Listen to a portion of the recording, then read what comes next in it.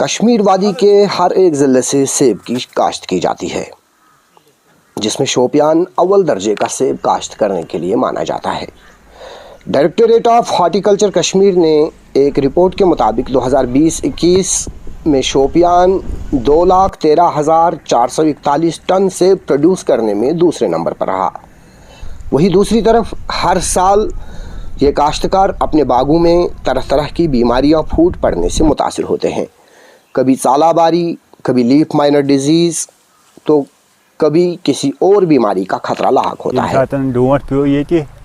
तथ पे दमस ताम यदि सह माल मान बिल्कुल मान सह थवन लायक तो त्रयित तो ये मान दवुक पोस ते बराबर। इस साल स्पाइडर माइट नामी बीमारी शोपियान के जैनापोरा सब डिवीज़न में देखने को मिली, जहां मुख्तलिफ गांव इस बीमारी की लपेट में आ गए, जिसे आज तक ज़मींदारों ने एक्सपीरियंस नहीं किया था। थोड़ा लाल सा हो गया यही पत्ते, हमने सोचा ये बुखार है, लेकिन जब हमने गौर किया तो इसमें छोटे छोटे कीड़े थे। कंट्रोल तो किया है एक दवाई से, दूसरे बाग में जिसने दवाई नहीं की उसमें कंट्रोल नहीं हुआ है। स्पाइडर माइट की, तो स्पाइडर माइट से पहले अगर हम कुछ साल पहले की बात करेंगे तो हमारे यहाँ पे आया था लीफ माइनर आया था पहले। तो देखते ही देखते अगर हम देखें तो मतलब कुछ ही महीनों में इसने पूरे पूरे बागात को अपनी लपेट में ले लिया था। तो डिपार्टमेंट ने उस टाइम क्या किया, सिर्फ ये इंसेक्टिसाइड रिकमेंड करते रहे, जबकि किसी इंसेक्टिसाइड ने काम नहीं किया। तो मास अवेयरनेस नहीं हुई, उसमें लोगों के पास डिपार्टमेंट नहीं पहुंचा कि एक्चुअली वजह क्या है कि डिपार्टमेंट लोगों को ये नहीं बता रहा है कि बीमारी आई कहाँ। डिपार्टमेंट को पहले इस सवाल का जवाब देना है कि एवोल्यूशन कैसे हुआ।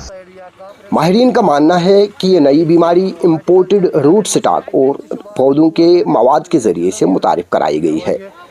इटली और दीगर ममालिक से दरामद किए जाने वाले पौधों के मवाद को उनकी आमद पर क्वारंटीन नहीं किया जाता, जिसके नतीजे में नई बीमारियां फैलती है। हमने चीफ हॉर्टिकल्चर ऑफिस शोपियान जाकर ऑफिशियल से इस बारे में बात की। अक्टूबर में पाया गया कि कहीं कहीं पे ये स्पाइडर माइट नमूदार हो गई है जैनापोरा और इसके इर्द गिर्द जो विलेजेस हैं उनमें। यहाँ पहले ही यूरोपियन रेड माइट का इन्फेस्टेशन होता है, तो उसको हम स्प्रे करके तदारुक कर सकते हैं आसानी से। ऐसे ही ये स्पाइडर माइट जो है इसके लिए भी कंट्रोल मेजर्स या एडवाइजरी यूनिवर्सिटी ने इशू की है। मेरी इसमें गुजारिश है आर्चर्डिस्ट से यही कि इस वक्त जो मौसम है इसमें हमारे बागों में लीव्स गिरे हैं, पत्ते गिरे हैं, तो ये कीड़े इनके एग्स होते हैं इन पत्तों में, इसको पूरी तरह से सफाई करनी है। जितनी बाग में सैनिटेशन हो उतने ये इंसेक्ट्स कंट्रोल में रहेंगे। से यहाँ जो भी इम्पोर्टेड प्लांट मटेरियल आता है उसको पहले क्वारंटाइन किया जाता है।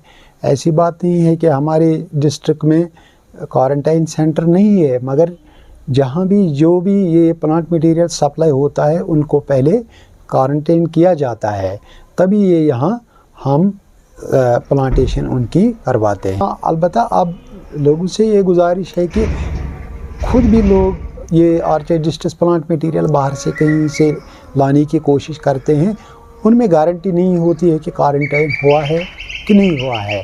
वो प्राइवेट नर्सरी होल्डर्स जिनसे लोग ख़रीदते हैं प्लांट्स, उनको चाहिए कि वो अवॉइड करें, या तो डिपार्टमेंटल नर्सरी से प्लांट मटेरियल ले लें या उन एजेंसीज से ले लें उन जो डिपार्टमेंट ने जिनकी रजिस्ट्रेशन की है खासकर हाई डेंसिटी प्लांटेशन के लिए, तो उससे हम इस पे कंट्रोल पा सकते हैं।